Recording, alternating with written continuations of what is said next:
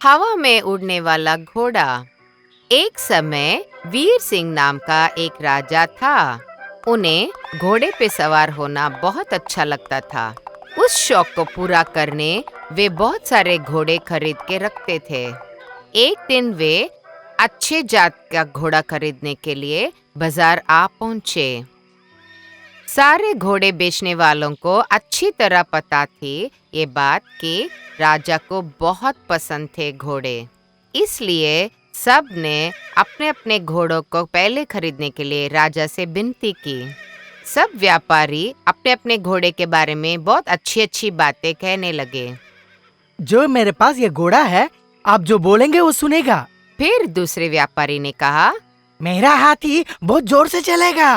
फिर दूसरे व्यापारी ने कहा। मेरा घोड़ा बिल्कुल नहीं डरता है। इस प्रकार सब अपने अपने घोड़े के बारे में बोलने लगे। उनमें से व्यापारी ने एक खास बात बोलने लगा। मेरा घोड़ा आसमान से उड़ेगा। ऐसा बोलने लगा। तुरंत महाराज ने कुछ भी बिना सोचे समझे खूब सारा धनराशि देकर उस घोड़े को लेके अपने महल के ओर निकल पड़े। अगली सुबह राजा ने सेनाधिपति को बुलाया और कहा कि ये घोड़ा हवा में उड़ सकता है। सेनाधिपति आश्चर्यजनक होके उसकी परीक्षा लेने लगा, मगर घोड़ा हवा में उड़ने के बजाय जमीन पे ही खड़ा था। तुरंत महाराज को गुस्सा आया। क्या है, वो घोड़ा आसमान से उड़ेगा बोला था, ये बिल्कुल नहीं उड़ता है। ऐसा कहने लगे। व्यापारी को दरबार में लाया गया। तुम्हारा घोड़ा आसमान से उड़ेगा ना, तू बोला था ना, एक बार उसको उड़ने के लिए बोलो। तो व्यापारी ने कहा। महाराजा, वो आसमान से उड़ेगा मैं नहीं बोला, वो उतना बढ़िया दौड़ेगा वैसे ना मैं बोला। ऐसे उसने जवाब दिया। महाराज जी को बहुत गुस्सा आया।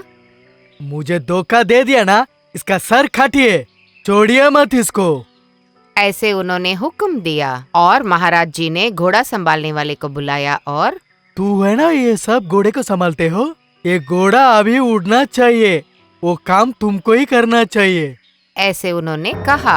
तुरंत उसने कहा। महाराजा, ये घोड़ा कैसे उड़ेगा? ये व्यापारी ने झूठ बोला था महाराजा, वो मान लिया। ऐसे उसने कहा। महाराज जी ने तुरंत कहा। ये घोड़ा का तू क्या करेगा मैं नहीं जानता हूँ, ये घोड़ा का अभी उड़ाना चाहिए, ये तुम्हारा काम है। ऐसे आज्ञा दिया। व्यापारी से बात करने के बाद फिर अन्य लोगों से भी राजा जी ने बात की उस घोड़े को हवा में उड़ाने के लिए। मगर जब लोगों ने कहा कि ये मुमकिन है नहीं, तो सबको महाराज जी ने दंड दे दिया। फिर एक दिन महाराज जी ने मान सिंह नाम के एक आदमी को बुलाया और कहा कि ये घोड़े को हवा में उड़ाना तुम्हारी जिम्मेदारी है। मान सिंह गहरी सोच में पड़ गया इस नई जिम्मेदारी को लेकर। अगर मुझसे ये काम नहीं हो पाएगा तो महाराज जी मेरा सिर काट देंगे और मुझे दंड देंगे। इस प्रकार सोचा, इस मुसीबत से मैं कैसे अपने आप को निकालूं, ऐसा करके वो सोचने लगा। सच है महाराजा, ये घोड़ा आसमान से उड़ेगा। ये करने के लिए मुझे 2 महीना अवकाश चाहिए, आप दे सकते हैं ना? ये घोड़ा उड़ने के लिए थोड़ा मुझे पैसा भी जरूरत है। इसे सुन करके महाराज जी बहुत खुश हुए और कहने लगे कि उसे जितनी भी धनराशि की जरूरत पड़ेगी वे देने को तैयार है। राजमहल में जितने भी लोग थे सारे आश्चर्यचकित हो गए। तुमको दिमाग है? ये घोड़ा कैसे उड़ेगा? तू कैसे मान लिया ये बात? ऐसे सब लोग ने सवाल पे सवाल किए जा रहे थे। मान सिंह ने सबको जवाब दिया और घोड़े को लेके अपने घर पे आ गया। पूरे देश में ये बात फैली थी तो उसकी पत्नी के कान तक भी ये बात पहुंच गई। सब लोगों के सवालों का जवाब देते हुए मान सिंह घोड़े को लेके अपने घर पे आ गया।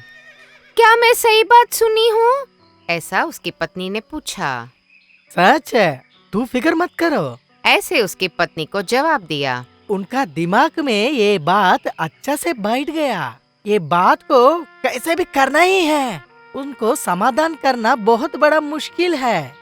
महाराजा को घोड़ा आसमान से उड़ेगा ये बात मन में बैठ गया है, इसीलिए घोड़ा को उड़ाने के लिए सबको कैद करके परेशान करते हैं। ये बात मैं भी मान गया तो मुझे भी कैद करके परेशान करेंगे महाराजा।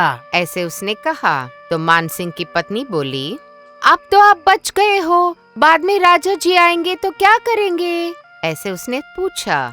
बिल्कुल तुम फिक्र मत करो, ये मुश्किल से हम लोग बाहर आ गए ना, ये बात को बाद में देखेंगे। महाराजा को दूसरा काम आ जाएगा ना, ये बात भूल जाएंगे बिल्कुल। उसके बाद महाराजा बिल्कुल नहीं सोचेंगे ये बारे में। राजा को बहुत काम है, मैं भी फंस नहीं जाऊंगा। ऐसे बोलते हुए उसने लाए हुए घोड़े के साथ बहुत अच्छा व्यवहार किया। Hi kids! Hope you liked the video. Subscribe for more videos. Visit us in Facebook and Twitter. Thank you. Bye bye.